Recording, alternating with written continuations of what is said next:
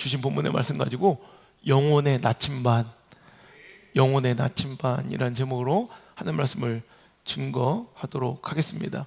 빛의 자녀들은 결국 예수님 따라가는 자들이에요. 어떤 상황, 처지, 형편 속에서도 예수님을 따르기로 결단한 것이 아니라 정말로 예수님을 따라가는 자들. 늘 어디다 두어도, 어느 곳에 두어도, 어떤 상황, 처지, 형편에 두어도 예수님을 내 삶으로 가르치고 내 삶으로 향하고 있는 자들, 이 자들이야말로 빛의 자녀들일 것이다 라는 거예요. 여러분, 인류 최초의 인간이 누구죠? 예? 아담이죠. 그의 독처, 혼자 있음을 안타깝게 여기셔서 하나님은 그에게 여인을 만들어 주셨습니다. 그 이름이 뭐죠? 자, 인류의 최초 남자 아담이 인류 최초인 여자, 즉 하나님께서 하와를 자신에게 허락하여 주셨을 때, 그녀를 처음 만났을 때 처음 했던 말이 무엇인지 아십니까? 응?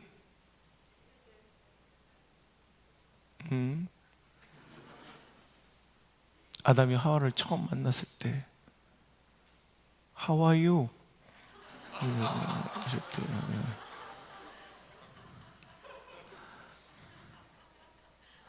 그랬더니 그 하와가 아담에게 했던 첫 번째 대답이 뭔지 아십니까?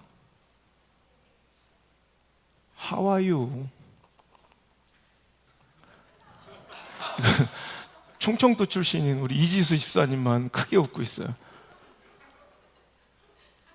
How are you? 여러분, 우리는 내 삶의 육체적 건강 검진 받으며 내 몸이 건강한가를 늘 살피고 걱정하듯 우리 영혼도 How are you? 오늘 건강하고 안전한가에 대해서 끊임없이 질문하며 점검해야 한다는 거죠. 왜? 영혼을 잃으면 다 잃는 것이기 때문에.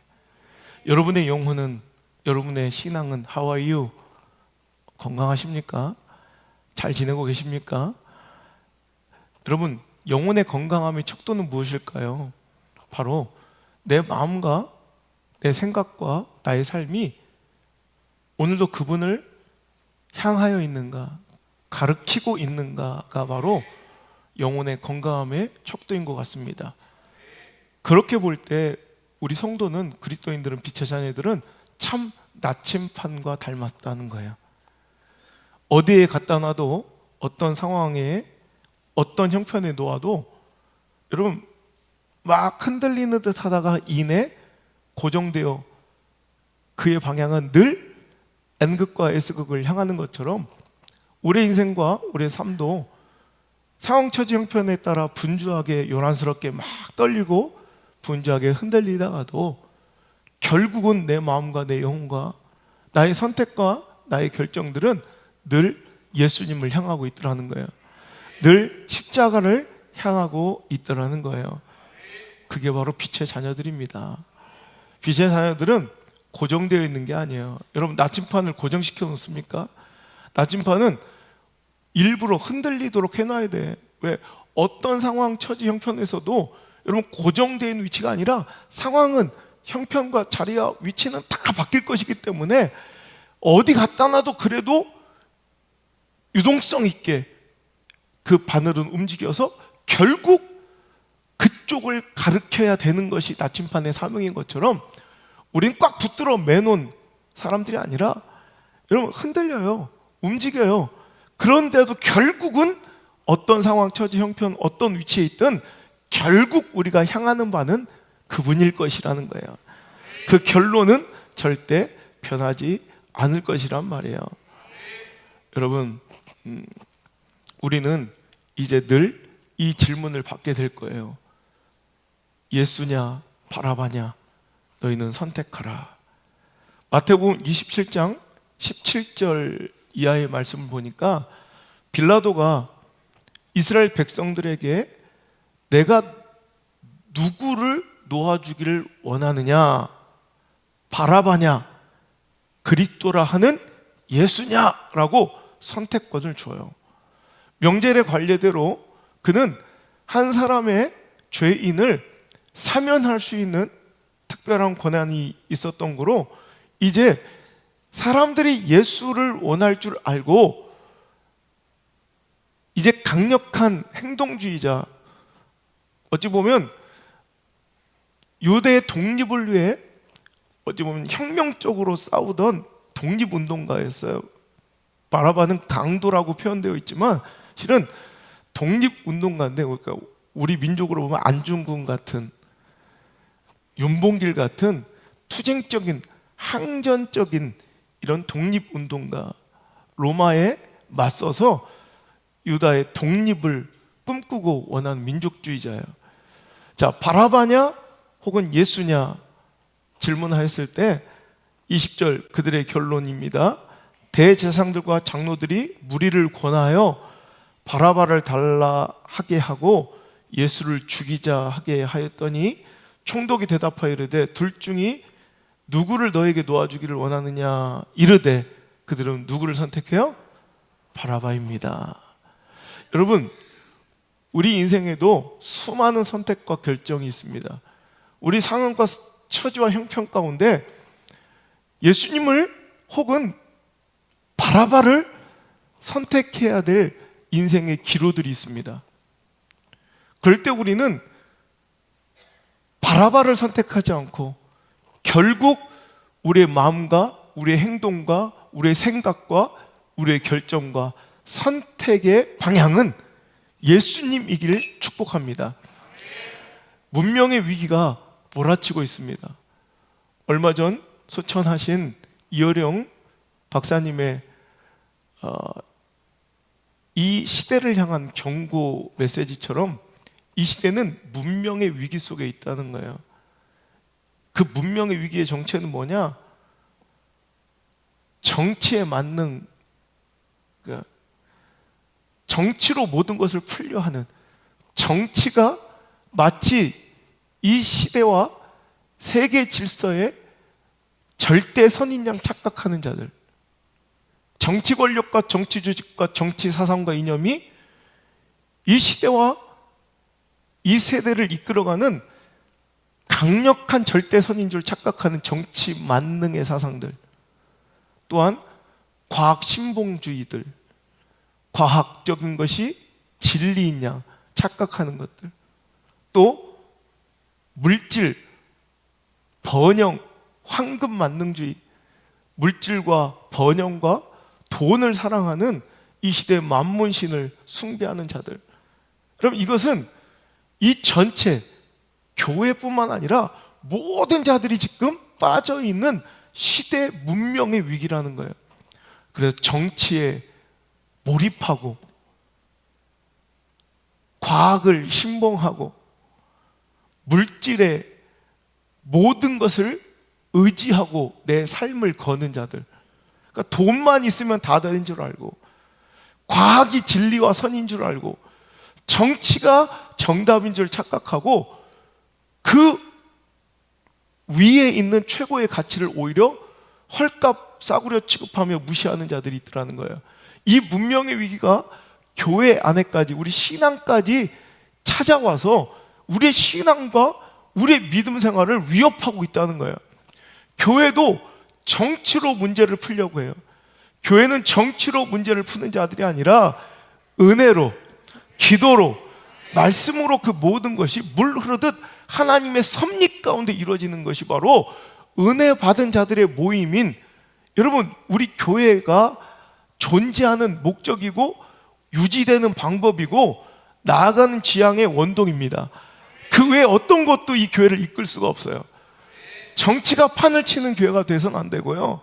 또한 우리의 생각과 사고가 신앙과 믿음 위에 정치가 있어서는 안 돼요.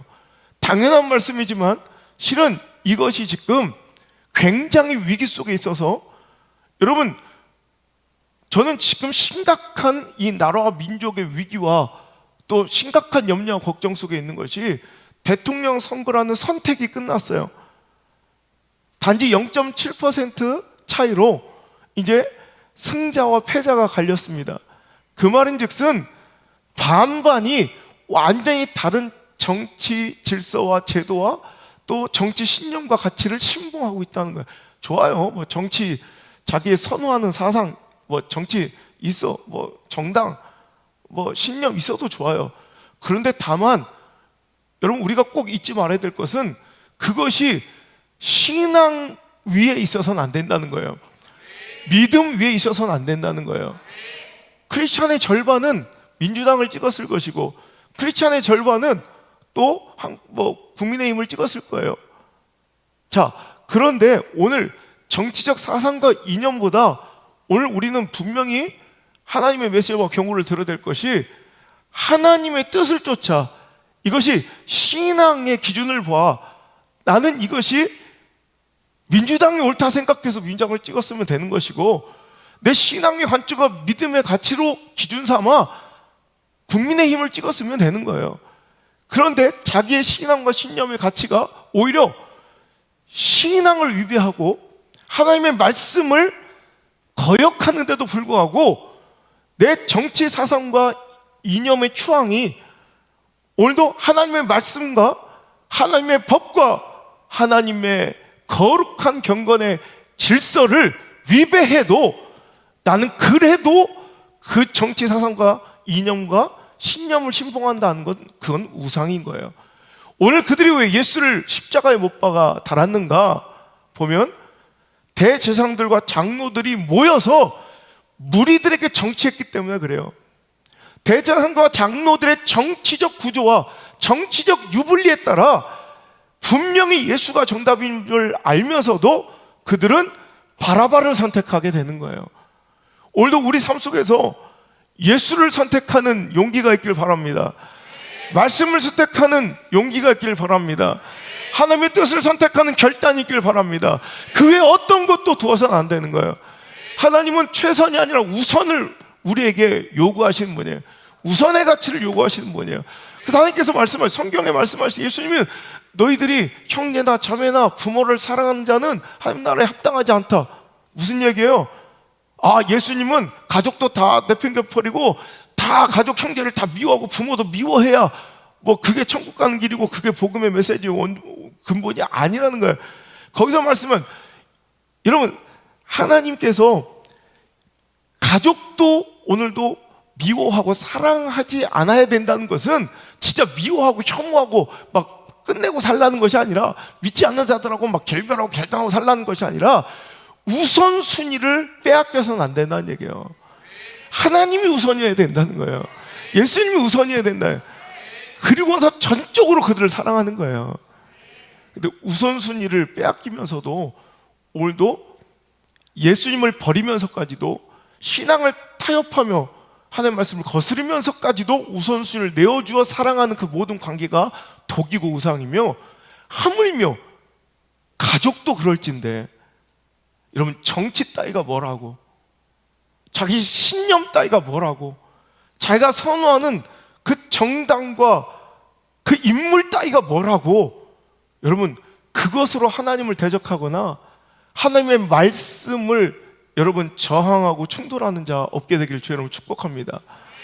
교회에서는요 지금 제가 만나는 수많은 사람들이 하나님의 말씀이고 뭐 목사고 주의 종의 권위고 뭐 성경에 어떻게 쓰였건 상관없어요. 자기가 신봉하고 따르고 있는 그 정치, 그런 정당, 또 신념, 그 인물에 조금이라도 손해가 되고 조금이라도 뭔가 해가 되는 그런 말씀이나 신앙의 가르침이 있으면 언제든지 맞섭니다. 내가 물어봅니다. 당신은 하나님의 말씀과 하나님보다 정치가, 당신의 그 정치 지도자가 더 위입니까? 어떤 사람 단호하게 그렇게 얘기해요. 자기 그렇다고. 이건 신앙이 아니에요. 빛의 자녀들은 이런 문명의 위기가 아무리 교회 안에 들어와도 여러분 정치가 나를 지배하거나 정치가 우리 교회 공동체를 지배하거나 정치가 설교나 말씀을 지배할 수 없게 하는 거예요. 오직 예수님만 따라가는. 여러분 좋아요. 뭐 진보를 좋아하든 보수를 좋아하든 상관없는데 그것이 예수님을 선택하는 기로의 선택에서 걸림돌이 되거든 여러분 얼마든지 버릴 수 있는 여러분 선호의 정치가 되시길 바라고 여러분 정치 활동 되시길 바랍니다. 이런 과학보다 말씀의 진리를 더욱 신뢰하고 있는가 점검해 보셔야 돼요. 어느 시대든 간에 여러분 당시에 유행하고 진리라 여겼던 지식, 철학의 한계 속에서 말씀은 늘 경시되어 왔어요. 하지만 시대가 지남으로써 그것이 얼마나 편협하고 잘못됐던 인간적 지식이었는지를 여러분 박살나면서 깨지면서 알게 되더라는 거예요. 이 시대는 과학이 신봉되고 있어요. 과학적이야 이게 진리야라고 생각되는 여겨지는 시대이지만 하나님의 절대 전능하심과 위대하심은 과학으로는 여러분 0.1%도 밝혀낼 수 없고 감히 함부로 접근할 수도 없는 광대하고 위대하신 분임을 여러분 믿어 의심치 않길 바랍니다. 과학이 진리가 아니라 하나님의 말씀이 진리임을 잊지 않길 바랍니다. 물질보다 주님을 더욱 의지하고 있는가? 주님은 마태복음 6장 21절에 네 보물이 있는 곳에 네 마음도 있다. 결국 내 보물이 쏟아지고 내 물질이 쓰여지고 오늘도 내 보화가 있는 곳에 내 마음이 있는 거예요. 오늘도 물질, 오늘도 그것이 우상이 되어 그 만몬 때문에 예수님을 주인으로 따르고 섬기지 아니하고 오늘도 물질의 노예가 되어 물질을 섬기고 따르는 여러분 실패한 어둠의 자녀 되지 않기를 주 여러분 축복합니다. 여러분 가장 빛의 자녀다운 이런 문명의 위기를 거절한 표본을 찾자면 세례 요한이에요. 세례 요한은 지금 요한복음 강해를 통해서 여러분 눈이 들으셨겠지만 당대 너무나도 유명한 능력 있고 권위 있고 영향력 있는 그런 이런 신앙의 종교 지도자였습니다. 엄청난 유명세를 떨치고 능력이 있으며 또 많은 사람에게 영향력을 끼칠 수 있는 그런 위대한 이런 지도자였죠. 근데 예수님이 이제 공생애를 시작하실 때 그 추종자들과 제자들에게서는 이제 뭔가 위기의식과 또 예수님을 향한 불만들이 터져나오기 시작하는 거예요. 요한복음 3장 26절에 그들이 요한에게 가서 이르되 라삐여 선생님과 함께 요단강 저편에 있던 이 곧 선생님이 증언하시던 이가 즉 예수님이죠. 세례를 베풀매 사람이 다 그에게로 가더이다. 왜요? 자기에게 몰려왔던 선생님에게 찾아왔던 요한 당신에게 쏟았던 그 관심과 수많은 영향력이 지금 다 어디로 쏠리고 있다? 어디로 다 빼앗기고 있다?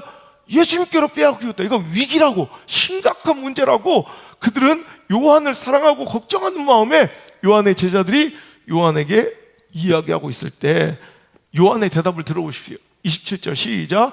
요한이 대답하여 이르되 만일 하늘에서 주신 바 아니면 사람이 아무것도 받을 수 없느니라. 내가 말한 바 나는 그리스도가 아니요 그의 앞에 보내심을 받은 자라고 한 것을 증언할 자는 너희니라. 오히려 너희들이 이것을 손해로 여기거나 우리 사역의 실패로 볼 것이 아니라 이것이 바로 우리의 사역의 정체이며 우리 사역의 본질이라는 걸 너희들이 가장 잘 알고 오히려 그분을 증거하고 이것이 맞다고 오히려 얘기해야 될 사람들이 너희들인데 왜 이것을 안타까워하면 실패처럼 여기느냐. 그러면서 그가 이렇게 이야기하죠. 29절 신부를 취하는 자는 신랑이나 즉 여기서 신부는 성도예요. 성도를 취하는 자는 신랑. 여기서 신랑은 누구예요? 예수님이에요. 신부, 성도를 당연히 신랑이 신부를 만나듯 예수님이 만나셔야지. 하지만 서서 신랑의 음성을 듣는 친구, 그 옆에 들러리를 또 축하를 하러 온 내 친구가 신랑이 신부를 만났는데 너무나 기뻐하고 축하해 주지 않느냐. 여기서 그 친구가 누구예요? 바로 요한이고 저와 여러분이에요. 예수님의 뜻이 이루어지고 예수님의 기쁨이 될 때 옆에 있는 친구들도 함께 기뻐하지 않느냐. 여러분 그 좋은 친구가 여러분 되시길 바랍니다. 오히려 물질에도 예수님을 팔아먹고 정치적 선택에도 예수님을 팔아먹고 여러분 과학과 이 시대의 지식과 사조 따위에 예수님을 팔아먹는 자 되지 마시고 오늘도 여러분 예수님이 흥할 때 내가 더욱 기뻐하고 내가 아무리 낮아지고 손해가 있을지라도 예수님의 뜻이 세워질 때 나는 더불어 항상 더 기뻐할 수 있는 여러분, 신랑의 친구가 바로 그리스도인들, 빛의 자녀들의 모습이어야 된다는 거예요. 그가 이렇게 고백하며 이 말씀은 끝이 납니다. 그는 흥하여야 하겠고 나는 쇠하여야 하리라. 여러분, 그게 무슨 말씀이에요? 예수님의 뜻이, 하나님의 뜻이, 그의 나라가 이루어진다면 나는 얼마든지 나에게 주어질 명예, 영광, 물질의 유익, 감정적, 관계적 유익도 나는 다 내려놓고 부정할 수 있노라라는 선언이며 고백인데, 이것이 위대한, 여러분, 신앙인, 위대한 신앙의 선배, 위대한 종교 지도자 세례 요한만의 고백과 결단이 아니라 바로 저와 여러분의 고백이 되어야 할 줄 믿습니다. 그는 흥하셔야 되고 나는 쇠하여야 한다. 우리의 인생의 목적이 무조건 쇠하는 게 아닙니다. 예수님을 향하고 내 마음과 내 선택과 인생의 결정이 예수님을 따르려 할 때 방해되고 거추장되는 그 모든 걸림돌이 있다면 나는 쇠하더라도, 나는 손해보더라도, 나는 무너지더라도, 나는 오해받더라도, 나는 아프고 상할지라도, 때론 나는 망할지라도 난 예수를 따르겠다는 거예요. 마치 나침판이 어떤 것도 여러분 타협의 대상이 되지 않아요. 아무리 얼르고 달래고 돈을 주어도 나침판은 늘 그냥 그곳을 가르쳐야 되는 거예요. 그것처럼 우리는 어떤 것도 우리를 잠시 잠깐 흔들 수 있어요. 여러분, 나침판 내려놓으면 다 흔들리긴 하잖아요. 고정되어 있는 것이 빛의 자녀가 아니라 나침판처럼 흔들리지 왜 안 흔들려? 흔들리잖아요. 안 흔들려요? 흔들리는 인생들이에요. 하지만 인에 자리 잡는 거죠. 전 나침반 보면 은혜를 많이 받아요. 흔들려. 저기 나하고 똑같은 거야. 돈 앞에 흔들려요, 솔직히. 관계 앞에 흔들린다니까. 감정 따위에 흔들려. 애들 교육 문제 때문에 흔들려. 정치 사상 신념 때문에 흔들려. 그러다가 인에 자리 잡는 거야. 그래도 예수님. 여러분, 오직 예수, 이게 정답이죠. 근데 우리의 약함은 결국 예수인 거예요. 제가 보니까 그래, 오직 예수. 그래서 우리는 무조건 오직 예수만 가르치고 살면 좋은데, 나침판처럼 우리 존재는 너무나도 미약하고 연약해서 우리 감정과 우리의 마음과 악한 본성은 늘 흔들려. 근데 결국 예수, 항상 예수, 온전히 예수, 완벽 예수, 오직 예수면 좋은데 흔들려. 그러다 결국은 예수. 그게 빛의 자녀들이에요. 떠나가고 등지고 오늘도 외면하고 살려 해도 결국은 예수. 우리 백성도님처럼 흔들리고 아무리 외면하려 해도 결국은 예수. 우리 사공 형제님처럼 결국은 예수인 사람들이 빛의 자녀들이에요. 선택과 결정의 최종 권위가 예수님, 십자가, 좁은 길이란 말이에요. 돈, 물질, 명예, 권력에 안 흔들리는 사람이 어디 있어요? 왜 감정과 관계와 자녀 교육과 신념, 가치관에 흔들리지 않겠어요? 나도 사람인데. 그러나 그렇게 결정과 선택의 문턱에서 요란스럽게 내 마음이 갈등되고 흔들리다가도 결국 빛의 자녀들은 결국 믿음과 신앙이 기준이 되어 결국 그 신앙과 믿음의 근본이신 예수님을 바라보고 향하고 결국 따라가게 되는 자들, 그것이 바로 빛의 자녀들다운 삶이 아니겠느냐 이거예요. 여러분, 마태복음 21장 28절에도 예수님은 하나님의 자녀, 빛된 자녀들의 삶이 이런 자들 것이다 라고 말씀해 주시고 계신데, 마태복음 21장 28절 한번 읽어볼게요. 31절까지 읽겠습니다. 시작. 그러나 너희 생각에는 어떠하냐? 예, 오늘 포도원에 가서 일하라 하니 대답하여 이르되 아버지여 가겠나이다 하더니 가지 아니하고 둘째 아들에게 가서 또 그와 같이 말하니 대답하여 이르되 실소이다 하였다가 그 후에 뉘우치고 갔으니 그 둘 중에 누가 아버지의 뜻대로 하였느뇨? 이르되 둘째 아들이니이다. 예수께서 그들에게 이르시되 내가 진실로 너에게 이르노니 세리들과 창녀들이 너희보다 먼저 하나님 나라에 들어가리라. 여러분, 아무리 거룩하고 경건한 척하며 살아도 결국은 그 삶의 방향과 결정과 선택이 하나님이 아닌 사람들이 있어요.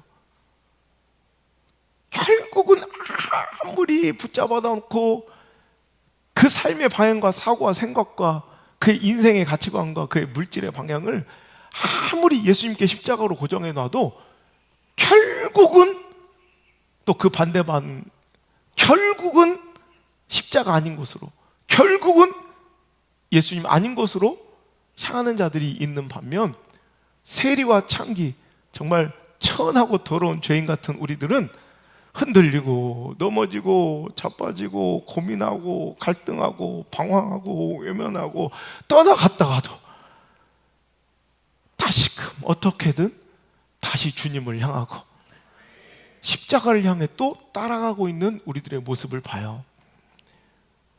어찌 보면 삶의 대부분의 모습이 거룩해 보여 그 사람들이 더 경건하고 빛의 자녀들처럼 보이지만 결국 그 선택의 결정을 보면 알아요. 구질구질하고 천하고 누가 봐도 죄인처럼 보이는 그들이 오히려 갈등도 많고, 사람들은 죄인이라고 부르고 더럽다고 추하다고 경건하지 않다고 거룩하지 못하다고 여러분 여길지라도, 그런데 그들의 결국은 흔들리다가도 그 끝은 반드시 주님을 찾는 자들, 결국 그 선택은 하나님인 자들. 세상의 판단과 결정은, 사람들의 평가는 무엇일지라도 중요하지 않아요. 우린 빛의 자녀들처럼, 나침판처럼 우리 영혼은 결국 어떤 방황과 갈등과 흔들림 속에서도 다시 예수님을 향하는 그 거룩한 방향 전환이 오늘 이 시간 이루어지기를 주의 이름으로 축복합니다. 완벽하고 온전한 삶을 요구하시는 것이 아니에요. 갈등하고 흔들려도 다시 하나님 아버지의 말씀과 뜻대로 향하여 순종하고 있는 자들입니까? 그렇다면 당신은 빛의 자녀입니다. 베드로의 신앙을 보세요. 얼마나 넘어지는 것, 실패하는 것, 실수하는 것으로 따지면 아주 전문가고 프로예요. 그죠? 프로 실패로, 프로 넘어지기. 그죠? 아주 넘어지고 실패하고 방황하는 데는 1등이에요. 하지만 그의 인생을 보세요. 여러분, 그는 예수님을 배반하고 떠나가고 갈등하고 흔들리는 것처럼 보이고 영 소망 없는 자처럼 보여요. 하지만 결국 그의 인생은 다시 주님 품에 거룩하게 안겨 마치 주님을 처음 만났던 그 모습, 하나님의 뜻 그 모양 그대로 다시 안겨 주님께 사랑을 고백하고 노래하며 주님을 처음 만났을 때 그때처럼 다시 사명을 받잖아요. 마태복음 26장 69절 이하의 말씀에 베드로는 예수님을 부인하고 부정하고 흔들립니다. 그 믿음이, 신앙이 실패한 듯 보여. 시작. 베드로가 바깥들에 앉았더니 한 여종이 나와 이르되 너도 갈릴리 사람 예수와 함께 있었도다 하거늘 베드로가 모든 사람 앞에서 부인하여 이르되 나는 네가 무슨 말을 하는지 알지 못하겠노라 하며 앞문까지 나아가니 다른 여종이 그를 보고 거기 있는 사람들에게 말하되 이 사람은 나사렛 예수와 함께 있었도다 하며 베드로가 맹세하고 또 부인하여 이르되 나는 그 사람을 알지 못하노라 하더라. 조금 후에 곁에 섰던 사람들이 나와 베드로에게 이르되 너도 진실로 그 도당이라 네 말소리가 너를 폄하한다 하거늘 그가 저주하며 맹세하여 이르되 나는 그 사람을 알지 못하노라 하니 곧 닭이 울더라. 닭 울기 전에 그는 예수님을 부인하고 부정하고 저주하고 맹세하며 여러분 흔들리는 갈대 마냥 하염없이 그 믿음과 신앙과 선택과 결정이 막 흔들려 됐어요. 이제 소망 없어 보이고 누가 봐도 이것은 버려진 어둠의 자식처럼 죽음과 사망의 자녀처럼 보이잖아요. 그런데 그의 결론은 어떻습니까? 요한복음 21장 15절입니다. 시작. 그들이 조반 먹은 후에 예수께서 시몬 베드로에게 이르시되 요한의 아들 시몬아 내가 이 사람들보다 나를 더 사랑하느냐 하시니 이르되 주님 그러하나이다. 내가 주를 사랑하는 줄 주님께서 아시나이다. 이르시되 내 어린 양을 먹이라 하시고 또 두 번째 이르시되 요한의 아들 시몬아 네가 나를 사랑하느냐 하시니 이르되 주님 그러하나이다. 내가 주님을 사랑하는 줄 주님께서 아시나이다. 이르시되 내 양을 치라 하시고 세 번째 이르시되 요한의 아들 시몬아 내가 나를 사랑하느냐 하시니 주께서 세 번째 내가 나를 사랑하느냐 하심으로 베드로가 근심하여 이르되 주님 모든 것을 아시오매 내가 주님을 사랑하는 줄을 주님께서 아시나이다. 예수께서 이르시되 내 양을 먹이라. 이러면 이것이 바로 빛의 자녀의 모습입니다. 흔들리고 방황하고 실패하고 배신하고 떠나가고 주님을 부정하고 외면한 듯 하지만 결국 그는 다시 주님 품에 안겨 그 사랑을 노래하고 고백하며 다시 누가복음 5장에 예수님께서 그를 처음 맞아 너 이제 고기 잡는 어부가 아니라 사람 낚는 어부로 복음을 전하는 사도로 살아가라는 그 명령을 다시 받아 그의 인생은 다시 주님의 양들을 영혼을 먹이는 사도로서 사역자로서 사명을 품고 살아가게 되더라는 거예요. 그 결국의 권위, 그 최종의 선택의 권위, 이것이 무엇이냐가 중요할진데 빛의 자녀들은 흔들리지 않는 자가 아니라 오늘도 방황하지 않는 자들이 아니라 실패하지 않는 자들이 아니라 오늘도 그 가운데도 결국은 주님을 선택하고 주님을 바라보고 다시 주님께 돌아올 마음이 생기는 자, 바로 그들이 바로 빛의 자녀들인 거예요. 그렇다면 여러분 어둠의 사람은 어떤 사람일까요? 가룟 유다를 보십시오. 마태복음 27장 3절 이하의 말씀입니다. 읽겠습니다. 시작. 그때 예수를 판 유다가 그의 정죄됨을 보고 스스로 뉘우쳐 그 은 30을 대제사장들과 장로들에게 도로 갖다 주며 이르되 내가 무죄한 피를 팔고 죄를 범하였도다 하니 그들이 이르되 그것이 우리에게 무슨 상관이냐 내가 당하라 하거늘 유다가 은을 성소에 던져놓고 물러가서 스스로 목매어 죽으니라. 보세요 여러분, 여기서 가룟 유다의 결정적인 최대 실패와 실수는 무엇이에요? 여러분 예수님을 판 이후의 반응이에요. 오늘 그는 꽤 뉘우치고 여러분 꽤 자기의 그 잘못에 대해서 자각하고 각성하는 듯 보이나 그의 향한 마음, 그의 모든 문제 해결, 그의 시선은 어디에 향해 있나 보세요. 한 번도 예수님을 향하지 않아요. 그 문제 해결과 근본의 답은 예수님께 계신데 여러분 베드로는 별로 자각도 안 하고 회개도 안 하고 잘못된 뉘우침도 없는 것 같지만 그의 마음과 그의 시선과 그의 행동과 삶의 방향은 늘 예수님의 가슴품이에요. 예수님의 가슴팍이에요. 예수님께 향하니 사는 거예요. 가룟 유다는 굉장히 세련돼 보이고 굉장히 또 정직해 보이고 굉장히 좀 경건해 보이고 뭔가 책임감 있어 보이는데도 한 번도 그의 눈이 그의 삶의 방향이 예수님께로 회복되지 않아요. 대제사장들에게 가서 자기를 향해서 사람들에게 뭔가 문제 해결을 하고 뭔가 은을 돌려준다고 해결되는 게 아니에요. 대제사장들에게 뭔가 문제를 해결받을 게 아니에요. 예수님께로 나왔어야죠. 예수님께로 돌이켰어야죠. 여러분 어둠의 자녀와 빛의 자녀들의 차이가 이거예요. 누가 더 큰 죄를 지었냐, 누가 배신했냐 안 했냐가 아니라 여러분 결국 빛의 자녀는 마음을 돌이킬 마음이, 돌이킬 의향이, 결국 마음을 돌이켜 그분을 향할 여러분 기회가 있고 마음이 있고 감동이 있고 아니 그렇게 산다는 거예요. 그런데 오늘 그는 결국 자책하며 은을 던지고 목매어 죽어요. 죽어가는 순간에도 끝까지 예수님을 향하지 못해요. 그 마음과 시선과 눈의 방향이, 그 마음의 방향이, 삶의 방향이 예수님께로 돌아왔다면 가룟 유다의 삶은 바뀌었을 거예요. 여러분 이스라엘의 첫 번째 최초의 왕이고 하나님의 기대를 받고 세워졌던 여러분 사울 왕을 보세요. 그의 문제도 결정적인 그의 실패와 실수도 무엇이냐? 여러분 잘못하고 실수하고 실패할 수 있어요. 불순종할 수 있다고. 근데 우리와 다른 건 뭐냐면 불순종하고 범죄했을지라도 우리는 주님께 돌아오잖아요. 말씀 앞에 엎드리잖아요. 하나님과 십자가 앞에 엎드리잖아요. 그걸 바라보고 용서를 구하고 회복하고 회개하는 그 마음이 빛의 자녀들인데 사울은 계속해서 뭐예요? 사람들을 의식하고 가룟 유다가 똑같아요. 사람들 바라보고 그 시선과 마음이 자꾸 사람들, 백성들과 장로들 앞에 나를 세우시고 자꾸 선지자 사무엘을 설득하고 그에게 합리화시키려고 해요. 여러분 목사 설득해서 뭐 할 거냐고요. 대제사장한테 가서 자기 죄를 고백하고 물으자고 한들 뭐 할 거냐고요. 우리의 모든 회복은 예수님께 돌아올 때 이루어지는 거예요. 예수님께로 향할 때 이루어지는 거예요.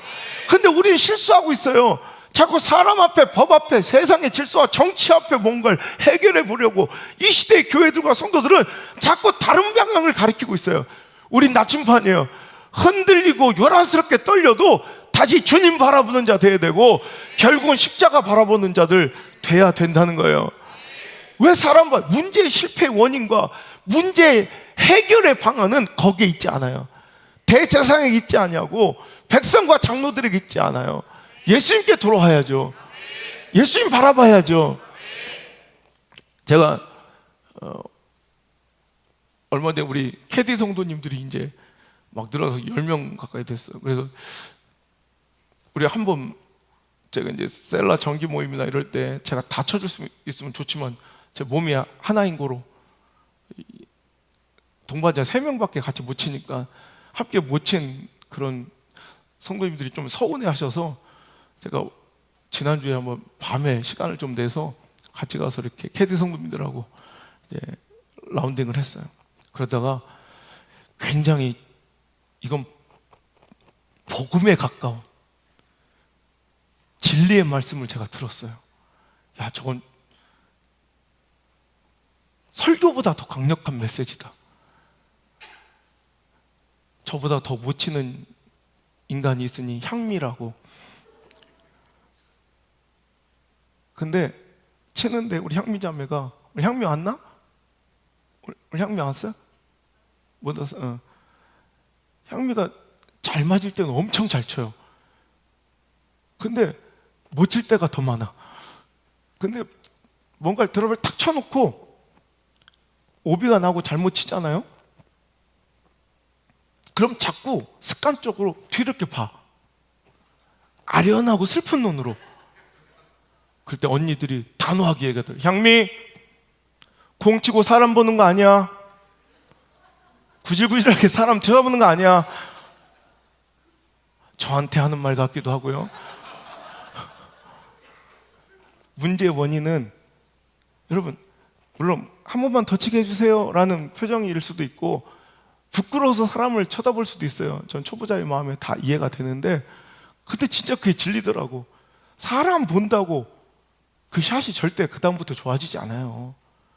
여러분, 결국은 힘 빼고 공 끝까지 보고 고개 들지 말고 채 던지면 돼. 근데 그 문제 근본적인 해결 앞에 서지 않고 자꾸 사람을 구질구질 바라볼 때, 향미, 공 치고 사람 보는 거 아니야. 그 말씀이 꼭 진리처럼.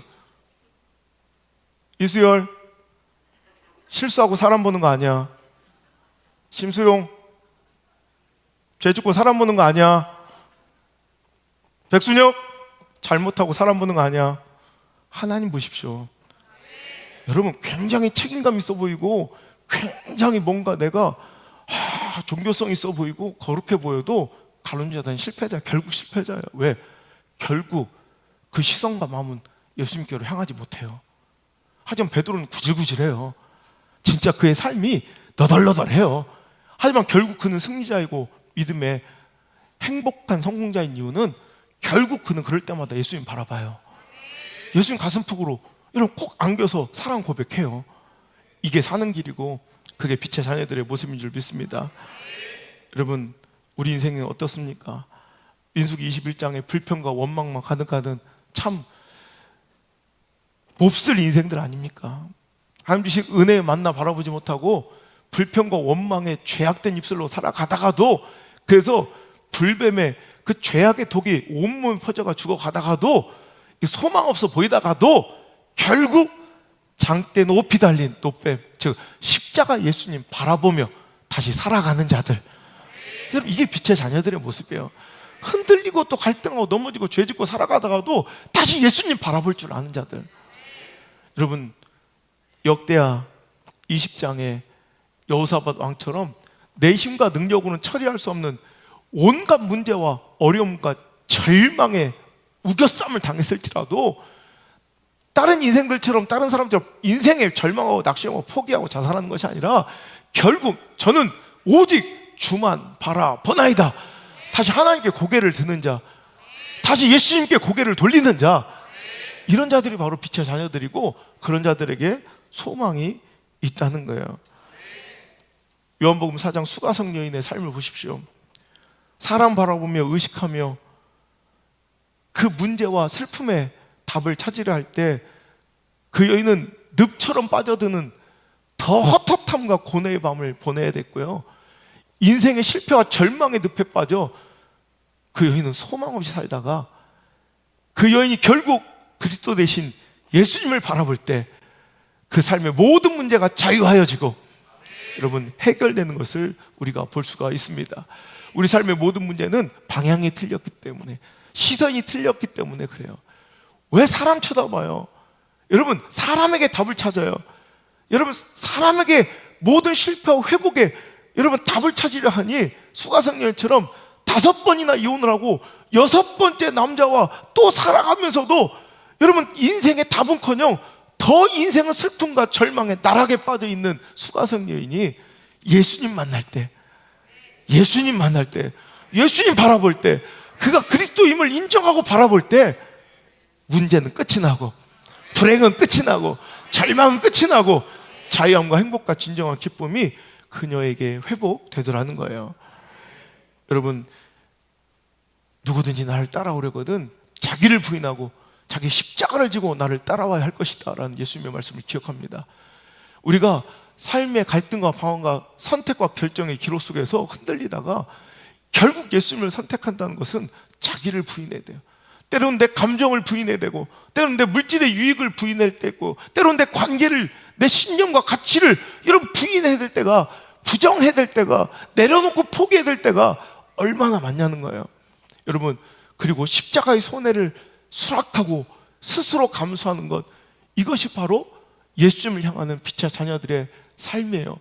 그것이 손해처럼 보이고 여러분 그것이 실패처럼 보이나 실은 그것이 진정한 승리이며 그것이 진정한 회복의 단초이며 그것이 결국 다시 살아나는 유일한 통로인 줄 믿습니다. 말로만 사랑하는 것이 아니라 예수님께서는 신앙의 진수, 신앙의 핵심 뭐라고 했어요? 마음 다하고 뜻을 다하고 목숨까지 다하여 네 하나님을 사랑하는 것이다. 여러분 사랑하는 거예요. 사랑하는 입술로 사랑하는 게 아니라, 말로 혀로 사랑하는 것이 아니라, 사랑은 뭐예요? 마음을 다하는 거예요. 뜻을 다하는 거예요. 목숨 걸고 그거 선택하는 거예요. 그게 진정한 사랑 아니겠냐는 거예요. 그리고 그 사랑을 누가 먼저 보여주신 거예요? 하나님이, 예수님이 보여주신 거예요. 우리를 위해 포기하지 않고 어떤 상황을, 유불리를 따지지 않고 목숨을 내어주어 우리를 선택해 주셨어요. 그 사랑을 입은 우리는 이제 그분을 마음 다하고 뜻을 다하고 어떤 상황, 처지, 형편 속에서 물론 흔들릴 수 있어요. 물질 때문에 좀 흔들릴 수 있어요. 사람 때문에 좀 흔들릴 수 있어요. 감정 때문에 흔들릴 수 있어요. 내 자녀들 때문에 흔들릴 수 있어요. 여러분 그런데 이내 곧 오늘도 마음을 다하고 뜻을 다하고 오늘도 내 목숨을 다하여 하나님을 지향하고 예수님을 또 지향하는 거, 내 마음과 시선은 어쩔 수 없이 그분 바라보게 되는 거, 결국 그분 발 앞에 나와 엎드릴 수밖에 없는 자들, 그게 바로 빛의 자녀들의 삶이라는 거예요. 제가 지난주 복의 근원팀과 함께 이제 첫 식사를 하고 팀 모임 가지고 같이 이제 교제를 나누다가 이제 멀리서 이렇게 볼 때는 잘 알지 못했던 이런 삶들을 알게 되잖아요. 그 중에 우리 요즘에 많은 분들의 가장 호기심과 관심과 많은 분들의 이제 입에 오르락거리는 우리 선동학 성도님 윤수 아빠, 요즘에 가장 은혜 받는 분으로 성도님들이 다 지목을 하시더라고요. 저분이 분명히 초신자이고 교회 나온 지 얼마 안 되셨는데 저렇게 변화되는 모습에 많은 분들이 저 자체가 설교라는 거예요. 저분이 솔직히 되게 궁금해요. 별로 이렇게 알지 못하니까. 그러다가 같이 모여서 얘기를 하다 보니까 저분 삶 속에서 그런 신앙적인 되게 그리스도인다운 그런 삶의 그런 굉장히 좋은 이런 성향들이 많이 있더라고요. 먼저 정직하고 성실하고 거기다가 사랑을 위해 모든 것을 내려놓을 수 있는 그 결단의 힘, 결국 이게 바로 믿음이에요. 윤수 엄마를 만났던 그날을 회상하면서 자기 이야기를 해주시는데, 원래 우리 서동학 성도님은 뉴질랜드에서 이제 평생 사시려고 이제 워크 비자를 신청해서 영주권이 이제 나오기 직전이었대요. 그래서 이미그레이션 오피서에 여권이 들어가서 이제 영주권, 뉴질랜드에서 평생 살 수 있는 영주권이 나오는 심사 중에 윤수 엄마, 우리 권성원 성도님이 갑자기 이메일로 우리 그만 만나. 연락이 왔다는 거예요. 여러분 보세요. 내 인생이 진짜 인생이 걸려있는 두 문제예요. 하나는 뉴질랜드, 내가 평생을 그래서 여기서 영주권을 딱 획득하면 이제 사랑한 여인을 데려와서 평생 이 행복한 나라에서 살기로 이제 결심해서 딱 그 문턱에, 여러분 외국에서 일하고 비자 받아보신 분은 알겠지만 영주권을 받고 워크퍼밋, 워크비자를 받는 건 이건 엄청난 일이에요. 여러분이 상상하는 것보다 훨씬 더 중대한 일이에요. 그리고 그것이 지금 문턱에 있어. 거의 이제 결정 날 거예요 이제. 근데 하필 그때 이메일이 온 거예요. 우리 그만 만나. 그때 우리 서동학 성도님은 바로 그날 일을 때려치고 이민국에 가서 여권 내놓으라고. 이미 심사가 들어간 여권은 1, 2주 안에 돌려주지 않는 법인데 계속 가가지고 닥달을 해서 심사 중인 여권을, 영주권을 포기하고 3일 만에 되찾아왔대요. 그리고 그 길로 짐을 싸서 한국으로 오신 거예요. 그래서 그냥 무슨 과인지도 모르고 학교 이름만 알고 있었대. 그녀가 다니는 대학. 공항에 도착하자마자 슈트케이스 이 트렁크 2개를 들고 무작정 그 대학교를 가서 무슨 과인지도 모르잖아. 학교 광장에 서 있었대. 미친 거 아닙니까? 난 근데 가슴이 뭉클하더라고. 근데 광장에 전화번호도 몰라. 나 왔다는 사실 뭐 과도 몰라. 근데 그냥 무작정 슈케이스를 들고, 생각해보세요, 광장에 서 있는 거야. 근데 거짓말처럼 그 여인이 수업을 끝나고 나오는데 딱 만난 거야. 그래서 결혼했대요. 멋지죠. 그래서 태어난 게 윤수야. 너 잘해야 된다 이놈아. 제가 그 얘기를 막 듣는데 가슴이 오랜만에 달콩달콩하고, 제 주변 친구들은 저런 얘기 할 사람이 없거든. 맨날 사업 얘기, 뭐 어디 가서 뭐 식당 하면 돈을 얼마나 벌을까 막. 근데 오랜만에 이런 좀 뭉클한 로맨틱한 얘기를 들으니까 막 가슴에 물이 졸졸졸 흐르더라고. 그리고 갑자기 시 한 편이 생각나는 거야. 내가 좋아하는 원태현 사랑의 진리라는 시가 있어요. 그래서 제가 얘기 듣다 씩 웃었던 게 이 시가 생각나서 웃었던 건데, 사랑의 진리, 원태현. 만날 인연이 있는 사람은 지하철에서 지나쳐도 거리에서 다시 만날 수 있지만, 헤어져야 할 인연은 길목을 지키고 서 있어도 엇갈릴 수밖에 없다. 이런 진리를 알고 있으면서도 다시 한번 엇갈린 골목에서 지키고 서 있을 수밖에 없는 것이 또 사랑의 진리이기도 하다.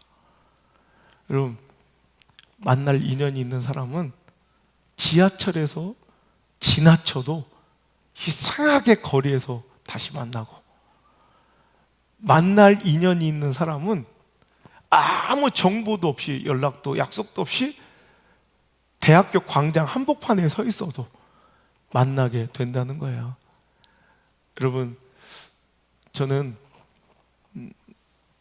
빛의 자녀들의 삶의 모습을 묵상하고 설교를 준비하다가 우리 선호학 성도님의 이런 결정, 선택, 여러분 사랑은 이런 거예요. 다 내려놓을 수 있는 거, 자기를 부정할 수 있는 거, 자기를 부인한다는 건 여러분 이런 거예요. 내 스케줄을, 내 계획을, 때로는 물질을, 내 감정을 언제든 내려놓고 그를 선택할 수 있는 거. 오늘 우리는 하나님을 사랑하고 있습니까? 예수님을 사랑하고 있습니까? 예수님을 따라간다는 것은 그런 거예요. 자기를 부인하고 그 손해의 십자가, 때로는 핍박의 십자가, 때로는 오해의 십자가, 그 십자가를 기꺼이 수용할 수 있는 것. 이게 믿음이라면 우리 그 믿음 있는 멋진 자녀들 되시길 주의 이름으로 축복하고요. 결국 회복하려는 그 마음은 내가 도전해서 결단을 생기는 것이 아니라 하나님께서 선택해 주신 예정된 사람들에게 허락되는 마음인 줄 믿습니다. 내가 노력해서 우리 사공원격 성도가 나와 있는 게 아니라 하나님께서 예정하신, 그러니까 만날 인연이 있는 사람, 그것처럼 하나님의 빛의 자녀들은 이미 그 선택이 예정되어 있어. 그 마음이 생기는 거야. 오늘도 계속해서 나는 쓰러지고 너빠지고 상황과 처지와 형편은 그리 갈 수 없는데도 결국 나는 하나님께로 돌이키고 싶은 그 마음이 생겨나고, 오늘도 그에게로 다시 나올 수밖에 없는 자들, 이게 바로 하나님의 딸, 하나님의 아들, 빛의 자녀들의 모습인 줄 믿습니다.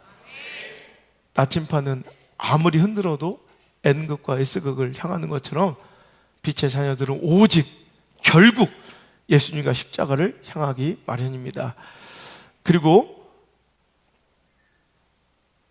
우리가 계속해서 그분을 가르치고 그분을 향하여 있는 내 삶 자체가 또한 나침반이 되어 길 잃은 누군가에게, 방황하고 있는 누군가에게 그분께로 그들을 인도해주는 진짜 나침반이 바로 우리의 삶인 줄 믿습니다. 빛의 자녀들의 삶은 그래서 참 나침반과 닮았어요. 우리의 영혼이 십자가를 가르치고 예수님을 향하는 것도 닮았지만, 그렇게 주구장창 결국에는 예수님을 향하고 있는 우리들의 삶 때문에 또 예전의 나처럼 길 잃고 방황하는 자들이 나의 삶을 보고 예수님을 찾는 거예요. 다시 하나님을 찾는 거예요.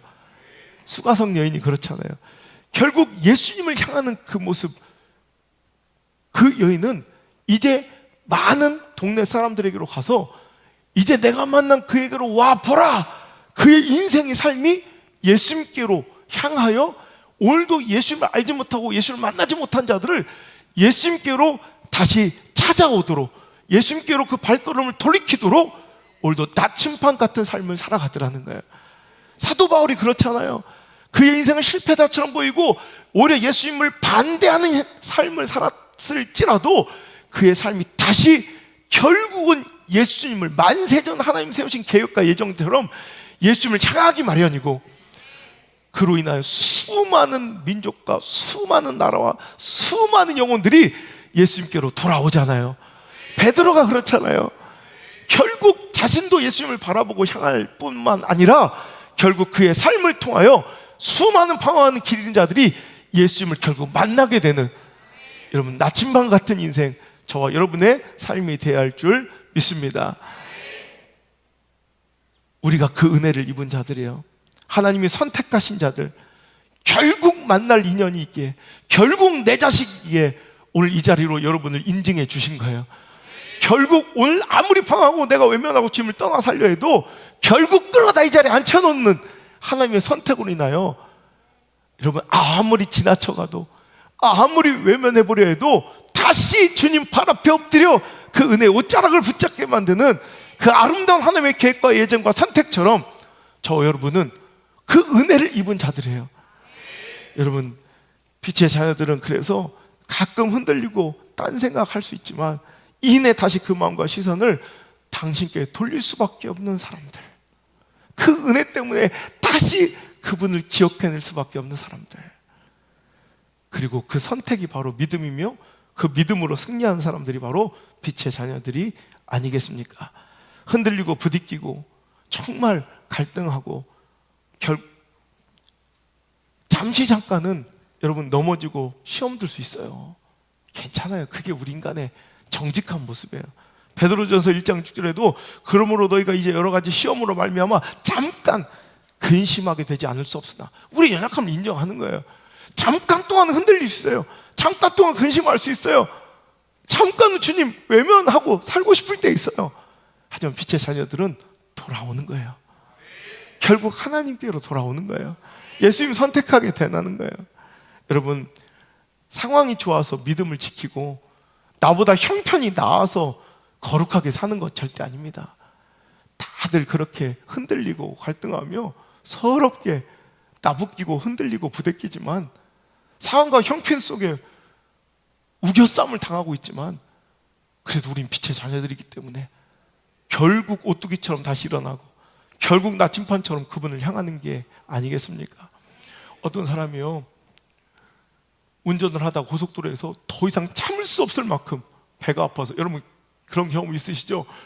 이제 막 한계에 도달한 거예요. 그래서 그는 미친 듯이 스티커를 속도 위반을 하면서도 가장 가까이 있는 이제 휴게소로 미친 듯이 달려와서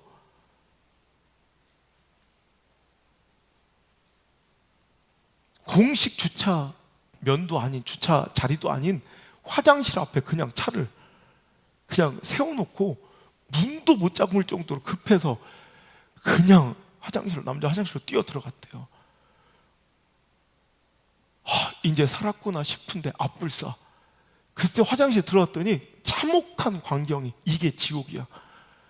글쎄 화장실 대변 보는 문이 다 꽉 차서 6명이 줄을 서서 기다리고 있더래. 그는 막 얼굴이 노해지고 세상이 하얘지고 도저히 참을 수 없어서 그는 체면이고 무엇이고 할 것 없이 나 죽겠어요. 미안해요. 정말 제가 급해서 그래요. 한 사람씩 양해를 구하며 앞으로 가는 거예요. 그냥 이제 이건 체면이고 염치도 없어. 거의 나왔어. 근데 맨 앞에 갔는데 그렇게 사람들이 너무 보니까 누가 봐도 이거는 임산부보다 더 급한 상태니까 저절로 이제 다 피해 주는 거야. 근데 맨 앞에 있는 사람이 글쎄 너무 잔인할 정도로 자기를 거들떠보지도 않고 냉정하게 딱 그냥 아무 말도 안, 그냥 양보를 안 해주는 거예요. 자기는 죽겠는데, 이러다 사고 터지겠는데 저 사람 어떻게 저렇게 냉정할 수 있을까? 그래서 그가 막 소리를 지르며 그에게 항변해서, 내가 정말 급해서 그래요. 내가 원래 이런 사람이 아닌데 내가 정말 죽을 것 같아서 그래요. 당신 어떻게 사람이 그럴 수 있냐고. 내가 이렇게 죽을 것 같은데 당신 인간 맞아요. 그때 그 앞에 있는 사람이 아무 말 없이 그의 어깨를 지그시 잡더니, 야, 이 새끼야, 너는 말할 힘이라도 있지, 그러더래.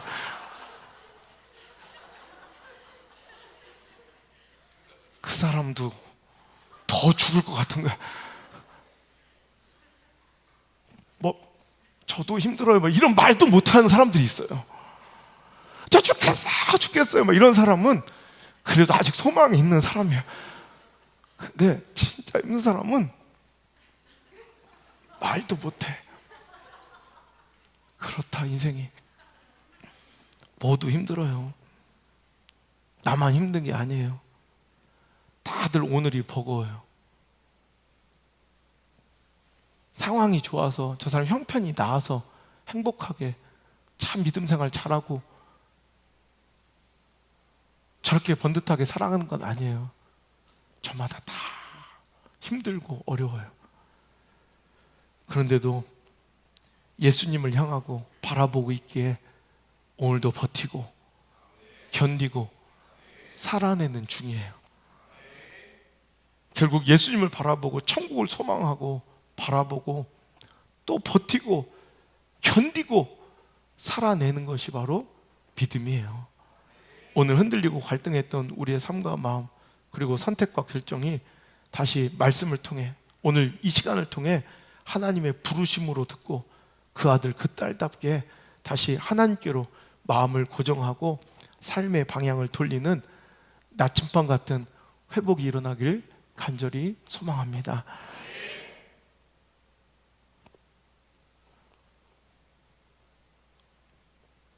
하나님이 여러분을 이미 예정하신 거예요. 우린 절대로 하나님을 벗어날 수 없어. 오늘 흔들리고 있었죠? 또 갈등하고 있었죠? 요란하게 떨고 있었죠? 오늘 이 말씀이, 얘야, 너는 내 아들이란다, 너는 내 딸이란다 하시며 당신을 간절히 부르시는, 빛의 자녀를 찾으시는 하나님의 음성으로 이 말씀이 좀 따뜻하게 들리시고, 다시 흔들리고 요란하게 떨렸던 우리 삶이 다시 주님께로, 다시 십자가로 확정되고 고정되는 멋진 회복의 시간, 오늘 이 시간 되길 주님으로 축복합니다. 찬양합시다. 아버지 하나님, 오늘 내 영혼의 나침판을 점검합니다. 요란스럽게 떨리고 상황과 처지 형편에 흔들렸지만 이내 결국 주님을 향하여, 그 십자가를 향하여 내 영혼이 고정될 줄 믿습니다. 오늘 그리 될 줄 믿습니다. 아니, 이미 그렇게 되었습니다. 주님을 선택하였습니다.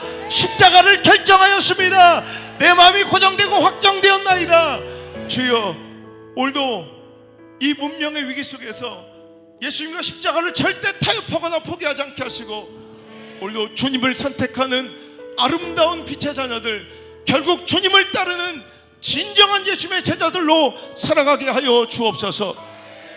이제는 너희들 진짜 나를 따라오려거든, 너희들이 진정 나의 제자거든, 자기를 부인하고 네 십자가를 지고 나를 따라와야 하느니라. 강력하게 권면하신 예수님의 은혜와 나를 태초부터 예정하시고, 아무리 외면하고 아무리 주님의 끝끝인 은혜와 사랑을 배신하고 등 돌리고 살아가도 결국에 나를 붙들어, 그 은혜의 능력의 팔로 나를 붙들어 주팔 앞에 꿇어앉히시며, 너는 내 아들이야, 너는 내 딸이야 하시는 포기하진 하나님의 사랑과, 오늘도 우리에게 이 큰 은혜와 뜨거움을 공급하여 주시고, 우리가 가야 할 그곳으로 우리를 인도하여 주시는 보혜사 성령님의 그 거룩하신 은혜가 오늘 이 자리에 나와 나의 삶이 나침반되어 이제 오직 주님만을 가르치며, 이제 오직 많은 사람들이 방황하고 길을 알지 못하고 어디가 생명인지 어디가 길인지 어디가 진리인지 알지 못한 자들에게 오늘도 그 길을 알려주는 나침반 같은 복음의 통로로 사용될 것을 결단하는 우리 사랑하는 모든 성도들, 우리 미디어 성전 모든 가족들, 우리 영상 예배자들 위해 이제부터 떠나가지 마시고, 1초도 떠나가지 마시고, 제발 1초도 떠나가지 마시고 영원토록 함께 머무시기를 간절히 또 간절히 또 간절히 축원하옵나이다. 아멘.